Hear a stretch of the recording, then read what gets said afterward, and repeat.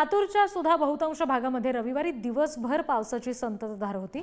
लातूर जिल्ह्याची जीवनदायिनी समजल्या जाणाऱ्या मांजरा नदीच्या पाणी पातळीमध्ये वाढ झाली आहे। मांजरा नदीवर उभारण्यात आलेल्या 13 बॅरेजेसच्या ठिकाणी सुमारे 65 ते 70% इतका पाणीसाठा आहे। सोयाबीन पिकाच्या नुकसानीची शेतकऱ्यांना भीती आहे। सकाळपासूनच पावसाने उघडीप दिली आहे, त्याच्यामुळे काहीसा दिलासा मिळतोय। या सगळ्या संदर्भातला आढावा घेतलाय आमचे प्रतिनिधी श्रीराम जाधव यांनी। लातूर जिल्ह्यात काल दिवसभर झालेल्या संततधार पावसामुळे नदी, नाले आणि ओढ्यांना मोठ्या प्रमाणात पाणी आलेले आहे।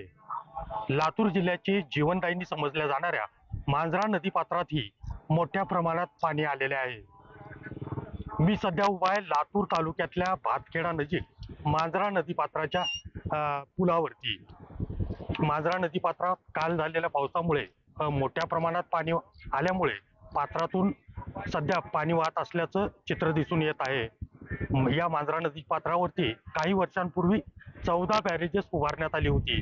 यापैकी 13 बॅरेजेसवरती कालच्या पावसामुळे जवळपास 65 ते 70% पाणी साठा झाल्याची माहिती सध्या मिळत आहे। काल झालेल्या पावसामुळे लातूर जिल्ह्यातील जळकोट तालुक्यातील काही भागांमध्ये खरीप हंगामातील मूग आणि उडीद या काढणीस आलेल्या पिकाचं नुकसान झाल्याचा अंदाज वर्तवण्यात येत आहे।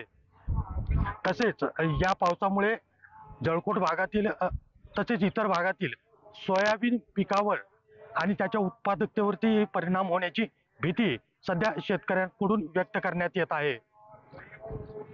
काल झालेल्या दिवसभर झालेल्या पावसामुळे मांजरा नदी पात्रात बऱ्यापैकी पाणी आल्यामुळे सध्या मांजरा नदी पात्रातून पाणी वाहत असले तरी आज सकाळपासून पावसाने उघडीप दिल्यामुळे नागरिकांना काहीसा दिलासा मिळाला आहे।